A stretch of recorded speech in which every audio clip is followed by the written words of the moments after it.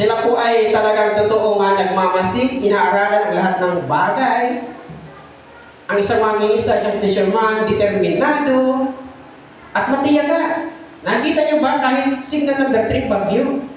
Alam mo bakit pumapalawag sila? Sapagkat alam nila ang dalaw ng dagat. Naalala ko si Brother Bunong, Obreya. Kapag si Brother Bunong ang driver ng bangka, aba, ano mo na yung buhay mo. You're in good hands. Sabi nga nila, yun kapag iba, driver, dahil pumasakay. Di ba, nagiging ng tiwala. Kasi alam natin, napatunayan natin, sa tagal ng kanyang experience, alam niya, hindi siya yung nagtsatsyamba. Sige nga, tsambahin ang tawid, baka ngayon baga matsambahan ka. Ay, paano ba natsambahan ka? Ay, patay ka. Walang tsamba sa pangangaral. Pupunta ko na yung sa baka ngayon tumanggap na. No!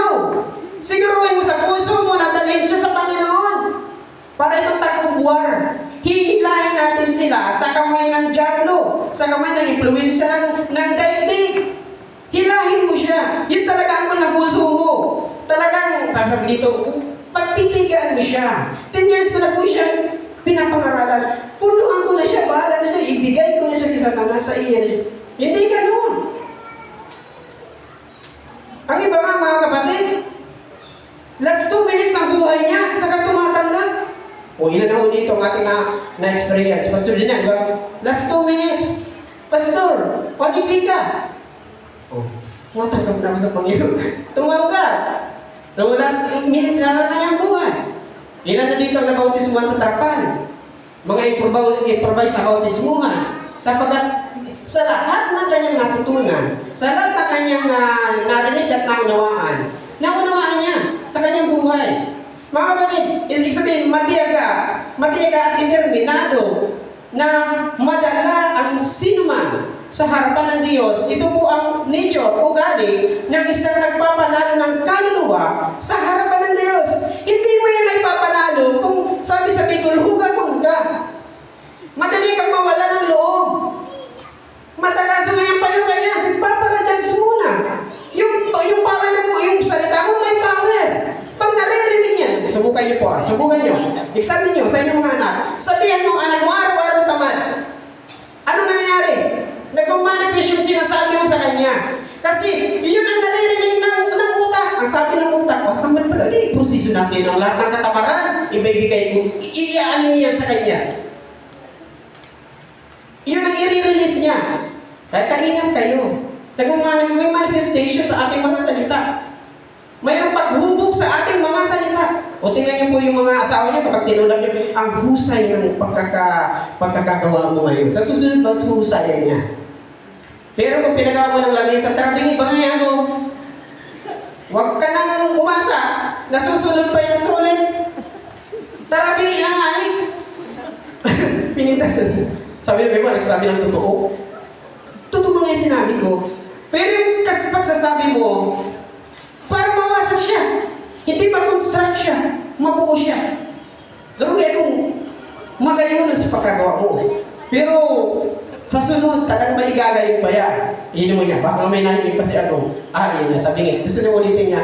Pero kung binira ko maganda, pangit niya ako. Okay na. O sa mga kita, maliwan niya magkadal. Sa sunod kaya, manuya pang manuya yan. Sabi niyo, ako man katumanuya man. Dagdag mo pa nga niya ako.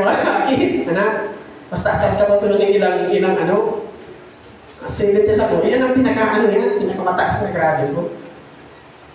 Yeah. Pero nagayahin ka talaga, totally. Ay, iyo mo pala ngayon. Kundi itulak ko pa siya, i-motivate ko siya.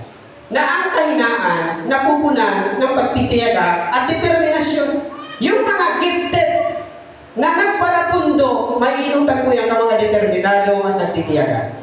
Isa pa, gifted ka, hindi mo ginagamit, aalisin ng Panginoon ang gift na yan at ibibigay sa iba. At mauungusap ka ng mga hindi gifted, pero matiyaga at matuto. At nagtitiyaga at determinado sa pinagagawa ng Diyos. Sa nature of the soul winner.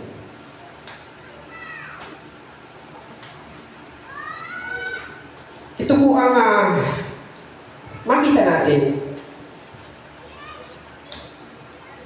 May isa pang bagay. Ang mga fisherman, mahusay niya sa paggamit gumamit ng mga instrumento na meron sila, skill, bihasa sila. Ang gamit ng isang tagapangaralan sila ng Panginoon, ito. At ang ating karanasan. Hindi ka lang pwedeng mangumisin ng tao, nagpaparapabreak ka ng istorya ng buhay mo na naman totoo. Ay, dati nga akong nagbabayli ngayon sa bar. Pero binago ko ng Panginoon. Halata man yan? Kakaulay mo butog. Butog eh. Pero dahil man. Tiwas ngayon ka panahon, pero dahil ka butis mo. Ano ka pa? Oh. Ibig sabihin, anong bagay na meron ka, dapat maging, gaya na ng mga fisherman. Yung kawin nila, yung lambat nila, alam nila yan. Kasi, example po mga kapatid, sa Roma, yung lambat, di ba? Yung lambat na inahagis, hindi ko alam kung tawag to. Ha? Laya. Di ba laya? Alam yung laya yung ginagawa. Mayroon pong isang pastor na nag-try po niya.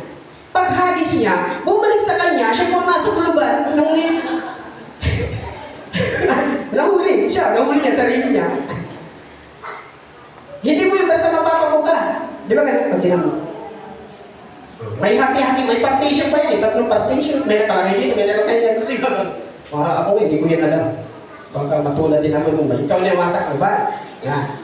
At mabilis po yan. Kapag alam nila ang galaw ng isla sa tubig. May mga banak na yan. Tatakbo agad yan. Tapos, mabilis. Ganun pa ng skill. Skill sa salita ng Panginoon. Ang isang soluhin niya, skill din. Sa paggamit ng mga tools na meron ka. Anong mga bagay ginawa sa iyo ng Panginoon na meron ka na maaari mong gamitin para makapagpanalo ng kaluluwa sa harapan ng Panginoon? Magaling kang makipag-usap. Magaling kang mag-comport. Mga kapatid ng mga bagay na yun ating sanayin. Gamitin. Saan? Bilang tagapagdala ng kaluluwa sa harapan ng Panginoon.